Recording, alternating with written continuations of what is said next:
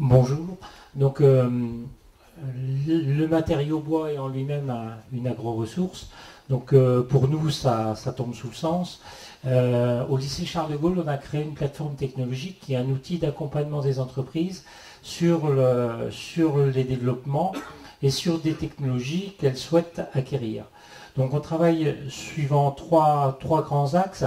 Le premier, c'est la construction bois, qui est l'axe fort aujourd'hui.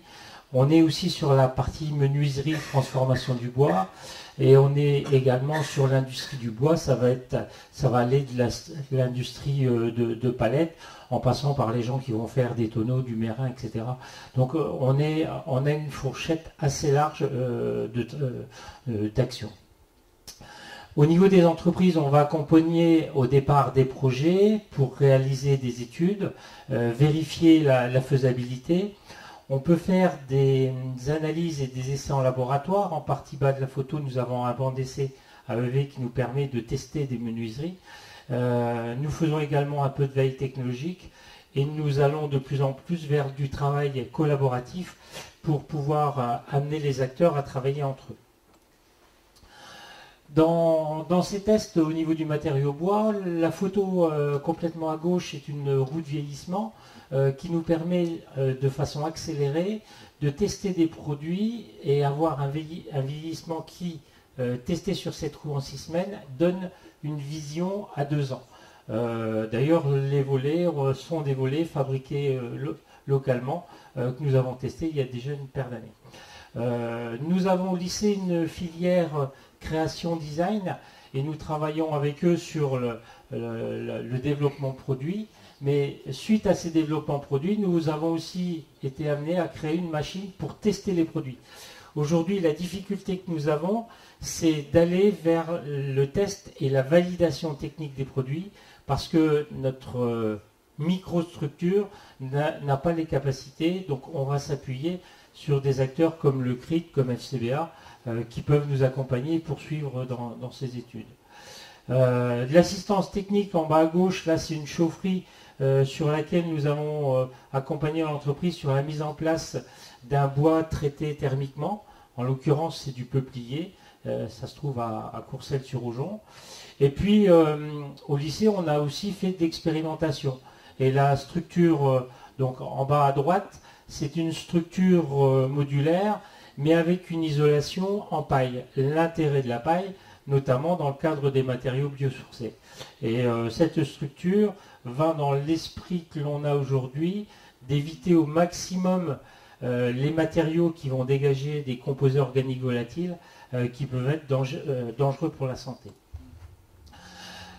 Au-delà de ça, la volonté de vouloir travailler avec les entreprises en Train 52, dans le cadre d'un projet, on a travaillé sur la mise en point de bancs, donc avec une encoche en haut pour pouvoir mettre le vélo. Donc vous voyez, on est sur des produits qui évoluent techniquement, mais en utilisant du bois local et notamment de l'acacia et du Douglas, qui sont des produits qui ne demandent pas de traitement.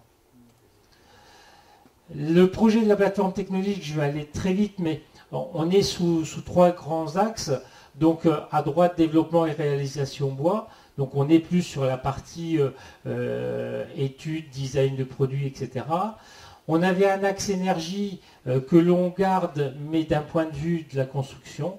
Mais l'axe principal pour nous, c'est la partie matériaux et agro-ressources, avec un projet qui va s'appeler Praxibat, qui va nous permettre de travailler avec l'agence de la maîtrise des énergies, qui est l'ADEME, pour utiliser les produits, mais aussi les mettre en œuvre correctement.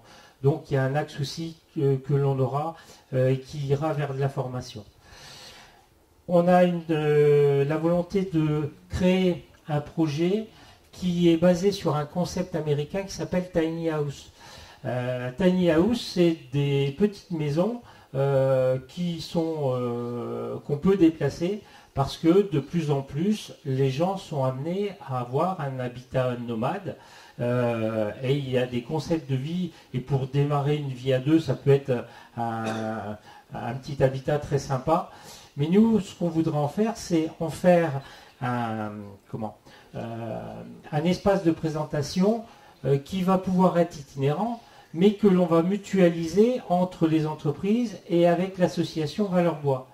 Le but, c'est de montrer les matériaux et les produits locaux, de présenter les savoir-faire que l'on a donc régionalement, et puis on va quand même lui mettre un peu de technologie pour pouvoir la rendre autonome en énergie, et puis derrière ça, pouvoir présenter des choses qui peuvent se faire et être intéressantes. Donc l'information sera itinérante. On espère voir ce projet se mettre en place donc, en 2017, mais encore. Sur les matériaux biosourcés, on sait que au niveau de l'habitat, quand on construit de façon classique avec, avec du parpaing, quand on a une belle dalle béton et que même avec un rupteur de pont thermique on peut avoir des fuites, on vient habiller les maisons par l'extérieur, on fait de l'isolation technique par l'extérieur. Donc cette isolation, elle peut se faire à base de bois. On utilise la laine de bois sur laquelle on va pouvoir mettre un enduit. Et là, on est sur l'axe des matériaux biosourcés. En haut, on a une photo d'un manche et avec un outil technique au niveau d'un marteau de carrosserie dans lequel on peut venir mettre des masses parce que la partie qui est ouverte en haut permet de pouvoir l'alourdir en fonction du besoin. Et la liaison entre le plastique qui est envisagé d'être biosourcé et le manche, il fallait la tester. Donc on est quand même allé jusqu'à tester ce manche et on voit on a réussi à arracher à partir de 1,5 tonne, donc ce qui permet d'avoir des résultats intéressants. Et puis matériaux biosourcés, oui, mais dans les couteaux aussi on peut utiliser. On travaille avec une entreprise sur le secteur de Nogent qui est sur un axe de développement produit sur un couteau pliant et on teste cette machine-là sur les équipements du lycée. Voilà. Alors, mettez des agro-ressources dans vos composites, oui. Et là, je vais demander à Jean-Luc Lallemand de venir me rejoindre parce que cette entreprise a fait le choix de ces matériaux pour pouvoir les utiliser à bon escient dans le cadre de nouveaux projets. Bonjour à tous. Donc Jean-Luc Lallemand, moi je suis dirigeant de la société Lallemand Fermeture, donc des volets, un peu de menuiserie, etc. J'ai créé cette société en 1984, où à l'époque on faisait surtout du matériau bois. Et puis à la demande des consommateurs, on est parti dans le PVC, dans l'aluminium, et aujourd'hui tout ceci représente une grosse partie de nos fabrications. Mais étant amoureux du bois et de la construction, je suis revenu un peu à nos premiers amours, puisqu'on a construit 1 millier de maisons en ossature bois il y a une trentaine d'années. Donc on est reparti aujourd'hui dans la maison bois, et on a décidé de faire de la maison bois, on va dire, en quelque sorte écologique, et sans COV, comme parlait Jean-Marie tout à l'heure, et sans produits de traitement, etc. Donc, aujourd'hui, la maison bois en France, on a un avantage, c'est qu'elle commence à progresser, même si on est très loin des autres pays, que ce soit d'Europe ou voire des pays d'Amérique. On est parti, nous, pour l'instant, sur la maison individuelle. Et, comme vous pouvez le remarquer, la maison bois en France ne représente que 12%. Donc, on a une marge de progression importante.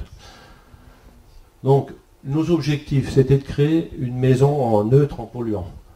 Donc on est parti sur de l'essence française, en Douglas, qui est en classe 3, qui est, en fin de compte, on n'a pas besoin de traiter ce bois, puisque dans la maison bois, on nous oblige une classe 2, et en classe 3, on est supérieur, bien sûr. Pas de panneaux OSB, ce qui est aujourd'hui 99% de la production est fait en panneaux d'OSB, mais comme on voulait supprimer les COV, les cols, même si maintenant il existe des cols vertes, mais bon, on n'est encore pas à fond là-dessus. Ces maisons, on voulait créer une technique performante en termes d'isolation, d'acoustique, de confort, être bien dans sa maison, puisqu'on y passe une grosse partie de sa vie quand même. et puis avec des performances énergétiques pour aller vers la maison à énergie positive, quoi. Donc ça, il s'agit du système de construction de notre mur, qui est en réalité composé de 4 parois, c'est-à-dire qu'à l'intérieur, on a hormis la finition placo-plâtre ou autre chose, notre mur est composé de 4 parois avec des bois qui se croisent pour assurer la solidité de la construction, et pour assurer avec des matériaux de densité différente pour gérer l'acoustique et pour gérer l'isolation thermique aussi, qui est très intéressant quand on marie des matériaux qui sont tous à base de fibres de bois aujourd'hui. Peut-être demain à base de fibres de chanvre ou autre, je ne sais pas. Ça, il s'agit en fin de compte, on voit la photo de notre mur, comment il est construit, hein, avec des contreventements pour remplacer les panneaux USB. C'est un essai qu'on a fait, on a fait tester nos murs et valider la construction par le cri de bois d'Épinal. Ici, donc, on voit par rapport au système de murs qu'on a construit, on a un système de déphasage très intéressant. Je ne sais pas si vous connaissez, en fin de compte, le déphasage. En fonction de l'évolution de la température dans la journée, on peut monter très haut, là, à plus de 34 degrés de température, et puis redescendre le soir ou la nuit à 14 degrés. Mais on souhaite avoir à l'intérieur de la maison une température plutôt constante, avec un déphasage de plus de 13 heures, donc c'est le temps que va mettre la température pour passer de l'extérieur à l'intérieur, mais ça marche aussi dans l'autre sens quand on est en hiver. Donc on a un fort coefficient de résistance thermique, mais on a aussi le fait qu'on va empêcher cette migration de température. Il faut savoir qu'un isolant minéral, c'est 5 heures de déphasage thermique. Donc quand il commence à faire, chaud à 10 heures, à 15 heures, la température elle est rentrée dans la maison. Là, elle n'a pas le temps de rentrer et après, elle ressort automatiquement la nuit. Donc là, comme ce que parlait aussi Jean-Marie tout à l'heure, des ponts thermiques, hein, dans la construction traditionnelle. Dans la maison ceinture-bois, on a plus de facilité à la traiter, surtout dans notre système de murs avec des plis croisés, des murs croisés, quoi. Où on a un R de 7,25, ce qui est très très performant par rapport même à une construction standard. Ça, c'est un partenaire avec qui on développe aussi le système d'un panneau hybride, avec qui on travaille sur le chauffage, la production d'électricité pour arriver également dans nos maisons à l'énergie positive. Hein. Bon, ça c'est quelques machines que nous avons dans notre usine, hein, qu'on a installées dernièrement pour produire. Ça, alors en haut à gauche, c'est un projet de maison qu'on va construire à Issy-en-Bassigny, puisque notre usine est à 8 km d'ici, hein, la production des maisons, qui va être construite prochainement. Les autres maisons sont un peu un catalogue de ce qu'on va produire, du type de maison qu'on va produire.